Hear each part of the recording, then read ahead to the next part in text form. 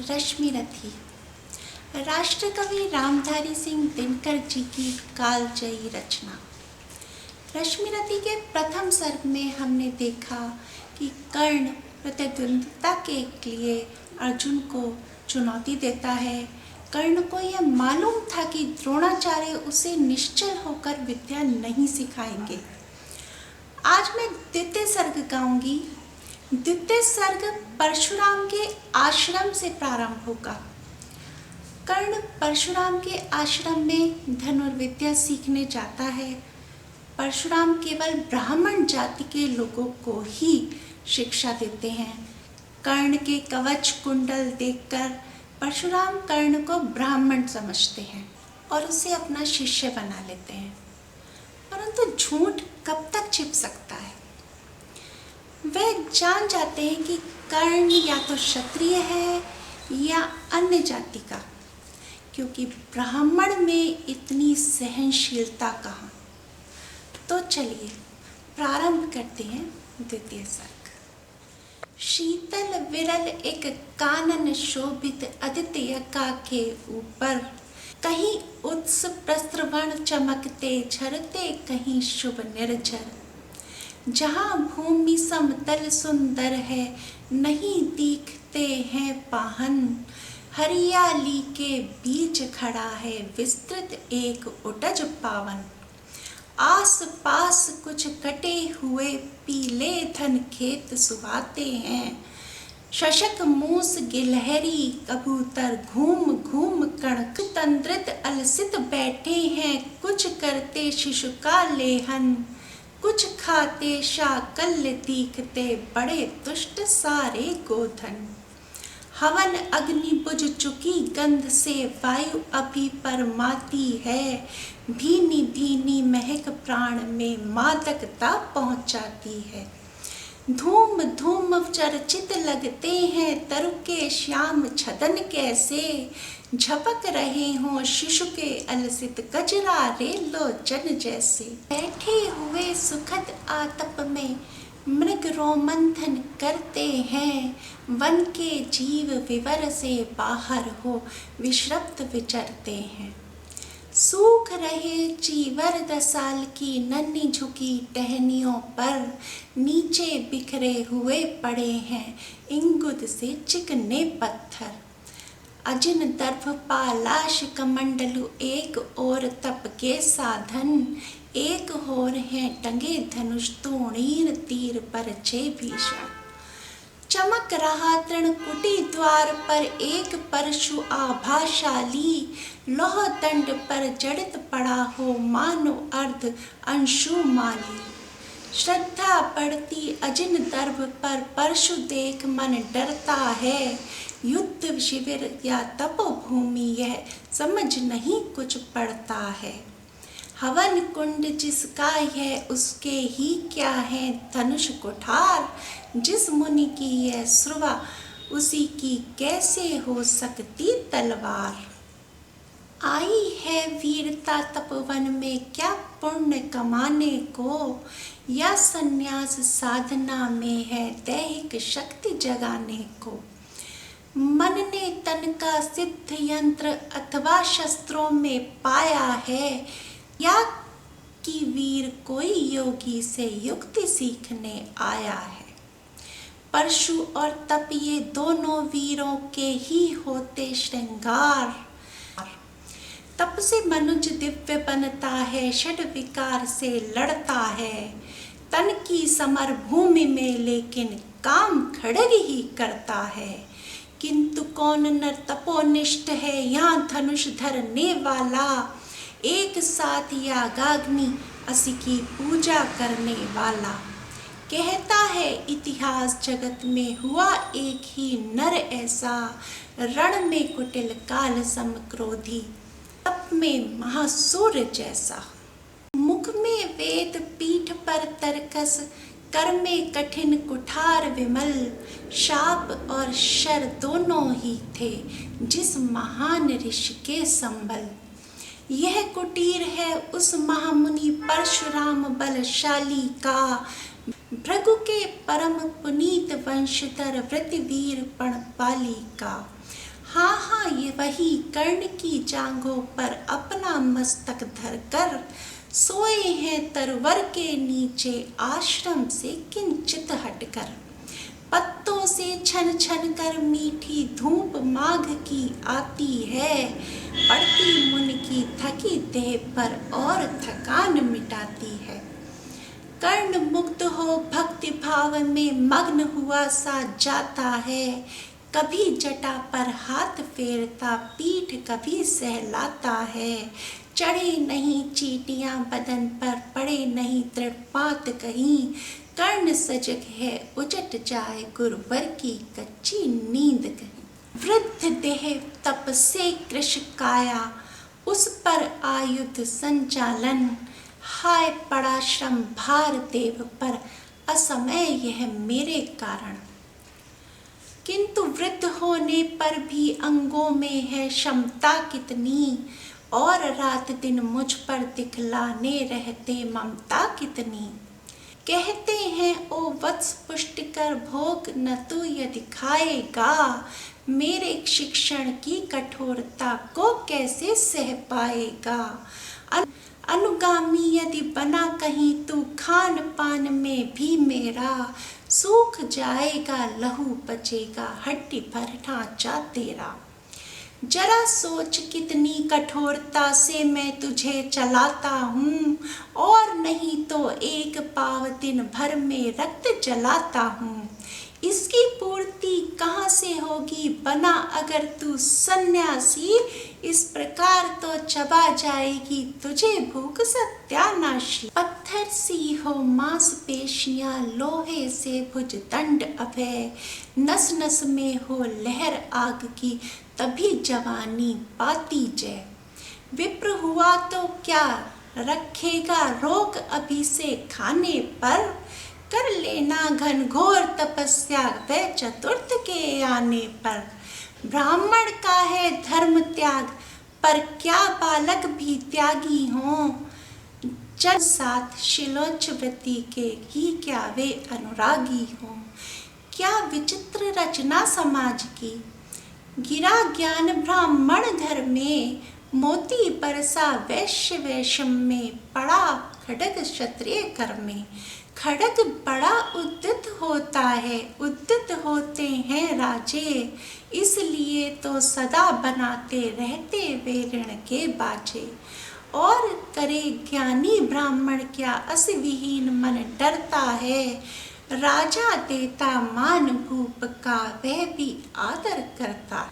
सुनता कौन यहाँ ब्राह्मण की, करते सब अपने मन की, डुबो रही शोणित में भूको, भूपों की लिप्सा रण की।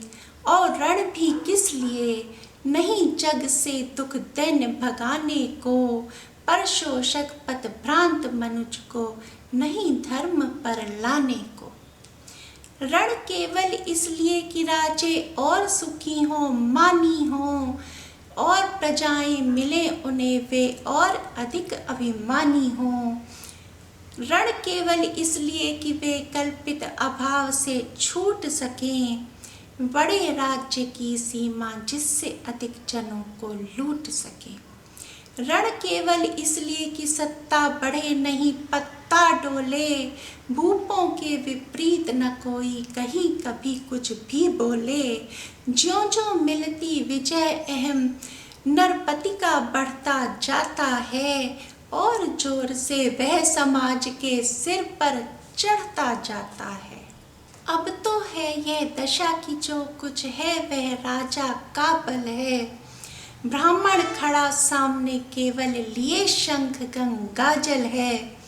कहाँ तेज ब्राह्मण में अविवेकी राजा को रोक सके, धरे कुपथ पर जबी पाँव वह तत्क्षण उसको टोक सके। और कहे भी तो ब्राह्मण की बात कौन सुन पाता है, यहाँ रोज राजा ब्राह्मण को अपमानित करवाता है। चलती नहीं यहाँ पंडित की, चलती नहीं तपस्वी की, जय पुकारती प्रजा रात दिन राजा जय यशस्वी की। सिर था जो सारे समाज का वही अनादर पाता है, जो भी खिलता फूल भुजा के ऊपर चढ़ता जाता है। चारों ओर लोभ की ज्वाला, चारों ओर भोग की जय, पाप भार से दबी धसी जा रही धरा पल पल निश्चय। जब तक भोगी भूप प्रजाओं के नेता कहलाएंगे, ज्ञान त्याग तप नहीं श्रेष्ठता का जब तक पद पाएंगे। अशन वसन से हीन दीनता में जीवन धरने वाले, सहकर भी अपमान मनुजता की चिंता करने वाले, कवि कोविद विज्ञान विशारद कलाकार पंडित ज्ञानी, कनक नहीं कल्पना ज्ञान उज्ज्वल चरित्र के अभिमानी। इन विभूतियों को जब तक संसार नहीं पहचानेगा, राजाओं से अधिक पूज्य जब तक इन्हें न मानेगा। तब तक पड़ी आग में धरती इसी तरह अकुलाएगी, चाहे जो भी करे दुखों से छूट नहीं वह पाएगी। थकी जीभ समझाकर गहरी लगी ठेस अभिलाषा को, भूप समझता नहीं और कुछ छोड़ खड़ग की भाषा को। रोक टोक से नहीं सुनेगा नृप समाज अविचारी है, ग्रीवाहर निष्ठुर कुठार का यह मदांध अधिकारी है। इसलिए तो मैं कहता हूँ, अरे ज्ञानियों खड़ग धरो, हर न सकेगा जिसको कोई भी भूखा वह तुम त्रास हरो। नित्य कहा करते हैं गुरुवर खड़ग महाभयकारी है, इसे उठाने का जग में हर एक नहीं अधिकारी है। ये वही उठा सकता है इसको जो कठोर हो कोमल भी, जिसमें हो धीरता वीरता और तपस्या का बल भी। वीर वही है जो कि शत्रु पर जब भी खड़ग उठाता है, मानवता के महागुणों की सत्ता भूल न जाता है। सीमित जो रख सके खड़ग को पास उसी को आने दो, विप्र जाति के सिवा किसी को मत तलवार उठाने दो। जब जब मैं शरचाप उठाकर कर्तव्य कुछ दिखलाता हूँ, सुनकर आशीर्वाद देव का धन्य धन्य हो जाता हूँ। जियो जियो ए वत्स तीर तुमने कैसा यह मारा है, दहक दहक उठा वन उधर इधर फूटी निर्झर की धारा है। मैं शंकित था ब्रह्मवीरता मेरे साथ मरेगी क्या, परशुराम की याद विप्रज की जाति न जुगा धरेगी क्या। पाकर तुम्हें किंतु इस वन में मेरा हृदय हुआ शीतल, तुम अवश्य ढोगे उसको मुझ में है जो तेज अनल। जियो जियो ब्राह्मण कुमार तुम अक्ष कीर्ति कमाओगे, एक बार तुम भी धरती को निःक्षत्रिय कर जाओगे। निश्चय तुम ब्राह्मण कुमार हो कवच और कुंडल धारी, तेरी तप कर सकते और पिता माता किसके इतना भारी। किंतु हाय ब्राह्मण कुमार सुन प्रण कांपने लगते हैं, मन उठता धिक्कार हृदय में भाव ग्लानि के जगते हैं। गुरु का प्रेम किसी को भी क्या ऐसे कभी खला होगा, और शिष्य ने कभी किसी गुरु को इस तरह छला होगा। पर मेरा क्या दोष, हाय मैं और दूसरा क्या करता, पी सारा अपमान द्रोण के मैं कैसे पैरों पड़ता। और पांव पड़ने से भी क्या गूढ़ ज्ञान सिखलाते वे, एकलव्य सा नहीं अंगूठा क्या मेरा कटवाते वे। हाय कर्ण तू क्यों जन्मा था, जन्मा तो क्यों वीर हुआ, कवच और कुंडल भूषित भी तेरा अधम शरीर हुआ। धस जाए वह देश अतल में, गुण की जान नहीं पहचान, जाति गोत्र के बल से ही आदर पाते हैं जहाँ सुजान। नहीं पूछता है कोई तुम वृति वीर या दानी हो, सभी पूछते मात्र यही तुम किस कुल के अभिमानी हो। मगर मनुज क्या करे जन्म लेना तो उसके हाथ नहीं, चुनना जाति और कुल अपने बस की तो बात नहीं। मैं कहता हूँ अगर विधाता नर को मुट्ठी में भरकर कहीं छींट दे ब्रह्मलोक से ही नीचे भूमंडल पर, तो भी विविध जातियों में ही मनुज यहाँ आ सकता है। नीचे हैं क्यारियां बनी तो बीज कहाँ जा सकता है। कौन जन्म लेता किस कुल में, आकस्मिक ही है यह बात। छोटे कुल पर किंतु यहाँ होते तब भी कितने आघात। हाय जाति छोटी है तो फिर सभी हमारे गुण छोटे, जाति बड़ी तो बड़े बने वे रहे लाग चाहे खोटे। गुरु को लिए कर्ण चिंतन में था जब मग्न अचल बैठा, तभी एक विष कीट कहीं से आसन के नीचे बैठा।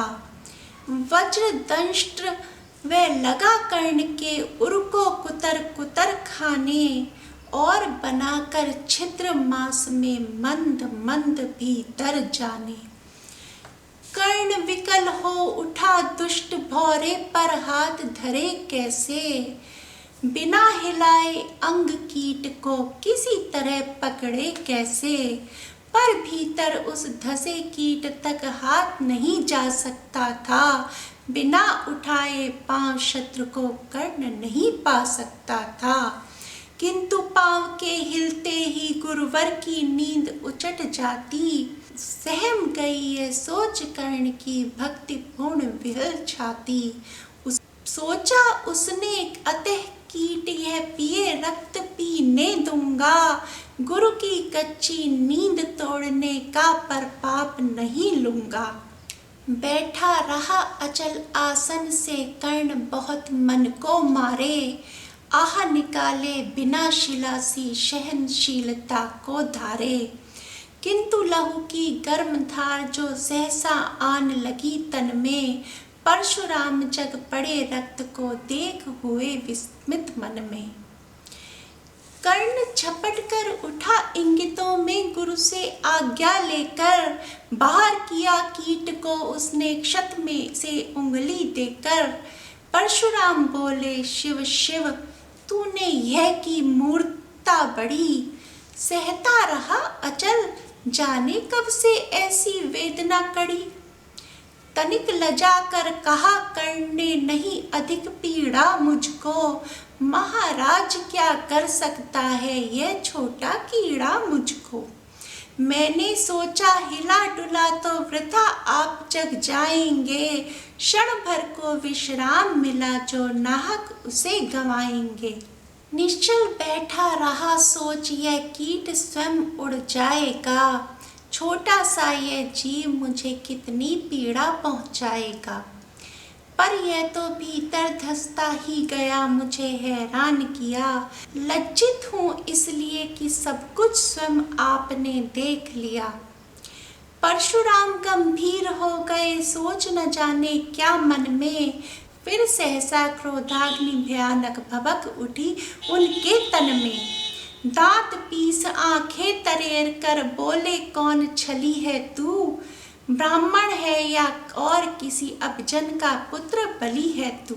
सहनशीलता को अपना कर ब्राह्मण कभी ना जीता है, किसी लक्ष्य के लिए नहीं अपमान हलाहल पीता है। सह सकता जो कठिन वेदना, पी सकता अपमान वही, बुद्धि चलाती जिसे तेज का कर सकता बलिदान वही। तेज पुंज ब्राह्मण तिल तिल कर जले, नहीं यह हो सकता, किसी दशा में भी स्वभाव अपना वह कैसे खो सकता। कसक भोगता हुआ विप्र निश्चल कैसे रह सकता है, इस प्रकार की चुभन वेदना क्षत्रिय ही सह सकता है।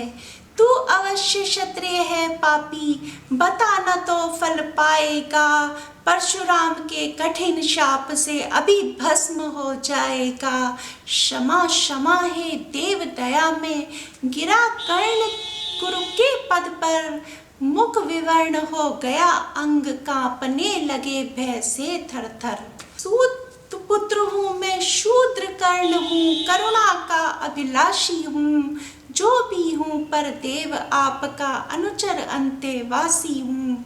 छली नहीं मैं हाय किंतु छल का ही तो यह काम हुआ, आया था विद्या संचय को किंतु व्यर्थ बदनाम। बड़ा लोभ था बनु शिष्य में कार्तवीर्य के जेता का, तपोदीप्त शूरमा विश्व के नूतन धर्म प्रणेता का। तपोदीप्त शूरमा विश्व के नूतन धर्म प्रणेता का। पर शंका थी मुझे असत्य का, अगर पता पा जाएंगे महाराज मुझ सूत पुत्र को कुछ भी नहीं सिखाएंगे। बता सका मैं नहीं इसी से प्रभो जाति अपनी छोटी, करे देव विश्वास भावना और न थी कोई खोटी। पर इतने से भी लज्जा में हाय गड़ा सा जाता हूँ, मारे बिना हृदय में अपने आप मरा सा जाता हूँ। छल से पाना मान जगत में किलविश है, मल ही तो है, ऊंचा बना आपके आगे सचमुच यह छल ही तो है। पाता था सम्मान आज तक दानी वृत्ति बली होकर, अब जाऊंगा कहाँ स्वयं गुरु के सामने छली होकर। करे भस्म ही मुझे देव सम्मुख है मस्तक नत मेरा, एक कसक रह गई नहीं पूरा जीवन का व्रत मेरा। गुरु की कृपा शाप से जलकर अभी भस्म हो जाऊंगा, पर मदांध अर्जुन का मस्तक देव कहाँ मैं पाऊंगा। ये तृष्णा ये विजय कामना मुझे छोड़ क्या पाएगी, प्रभु अतृप्त वासना मरे पर भी मुझको भरमाएगी। दुर्योधन की हार देवता कैसे सहन करूंगा मैं, अबे देख अर्जुन को मरकर भी तो रोज मरूंगा मैं। परशुराम का शिष्य कर्ण पर जीवन दान न मांगेगा, बड़ी शांति के साथ चरण को पकड़ प्राण निज त्यागेगा।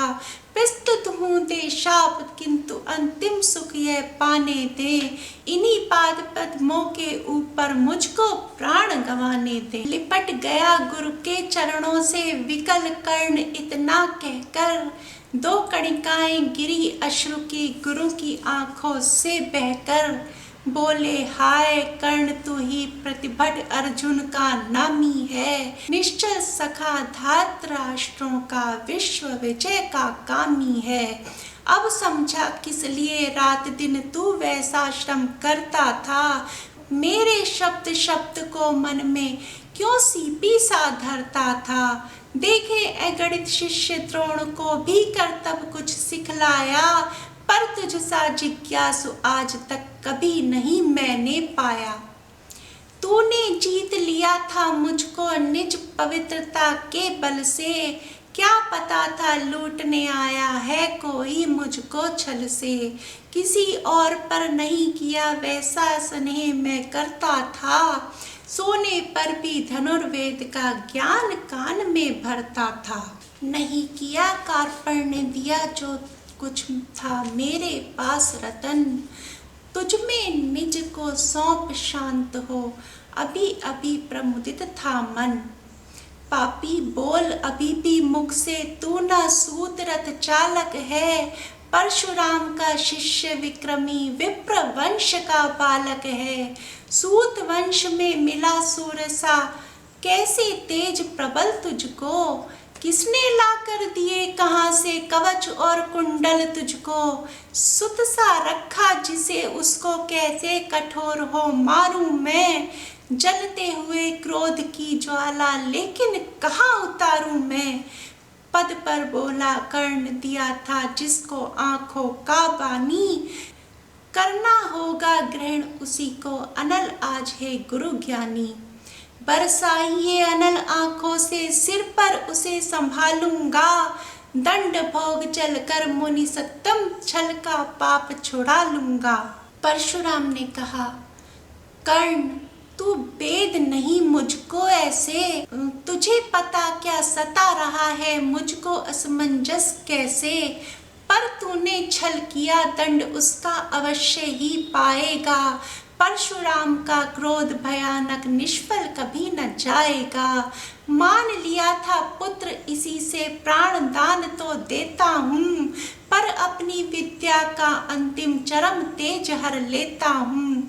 सिखलाया ब्रह्मास्त्र तुझे, जो काम नहीं वह आएगा। है यह मेरा शाप, समय पर उसे भूल तू जाएगा। कर्ण विकल हो खड़ा हुआ, के हाय किया ये क्या गुरुवर। दिया शाप अत्यंत निदारुण, लिया नहीं जीवन क्यों हर। वर्षों की साधना साथ ही, प्राण नहीं क्यों लेते हो। वर्षों की साधना साथ ही, प्राण नहीं क्यों लेते हैं। अब किस सुख के लिए मुझे धरती पर जीने देते हैं। परशुराम ने कहा, कर्ण यह शाप अटल है, सहन करो। जो कुछ मैंने कहा उसे सिर पर ले सादर वहन करो। इस महेंद्र गिरि पर तुमने कुछ थोड़ा नहीं कमाया है। मेरा संचित निखिल ज्ञान तूने मुझसे ही पाया है। रहा नहीं ब्रह्मास्त्र एक, इससे क्या आता जाता है। एक शस्त्र बल से न वीर कोई सब दिन कहलाता है। नई कला नूतन रचनाएं, नई सूझ नूतन साधन, नए भाव नूतन उमंग से वीर बने रहते नूतन। तुम तो समदीप्त पौरुष हो, कवच और कुंडल धारी। इनके रहते तुम्हें जीत पाएगा कौन सुभट भारी। अच्छा लो वर भी कि विश्व में तुम महान कहलाओगे। भारत का इतिहास कीर्ति से और धवल कर जाओगे। अब जाओ लो विदा वत्स, कुछ कड़ा करो अपने मन को। रहने देते नहीं यहाँ पर हम अभिशप्त किसी जन को। हाय छीनना पड़ा मुझी को, दिया हुआ अपना ही धन। सोच सोच कर बहुत विकल हो, रहा नहीं जाने क्यों मन। वृत्त का पर निर्वाह कभी ऐसे भी करना होता है। इस कर से जो दिया उसे उस कर से हरना होता है। अब जाओ तुम कर्ण, कृपा करो कि मुझको निसंग करो। देखो मत यों सजल दृष्टि से, व्रत मेरा मत भंग करो। आह बुद्धि कहती कि ठीक था जो कुछ किया, परंतु हृदय मुझसे कर विद्रोह। तुम्हारी मना रहा जाने क्यों जय। अनायास गुणशील तुम्हारे मन में उगते आते हैं। भीतर किसी अश्रु गंगा में मुझे बोर नहलाते हैं। जाओ जाओ कर्ण, मुझे बिल्कुल असंग हो जाने दो। बैठ किसी एकांत कुंज में मन को स्वस्थ बनाने दो। वह है तुम्हें निराश देखकर छाती कहीं फट ना जाए। फिरा न लूं अभिशाप पिघल कर वाणी कहीं उलट जाए। इस प्रकार कह परशुराम ने फिरा लिया आनन अपना। जहाँ मिला था वहीं कर्ण का बिखर गया प्यारा सपना। छूकर उनका चरण कर्ण ने अर्घ्य अश्रु का दान किया, और उन्हें जी भर निहार कर मंद मंद प्रस्थान किया। परशुराम के चरण की धूलि लेकर उन्हें अपने हृदय की भक्ति देकर, निराशा से विकल टूटा हुआ सा किसी गिरी श्रृंगा से छूटा हुआ सा, चला खोया हुआ सा कर्ण मन में की जैसे चांद चलता हो गगन में।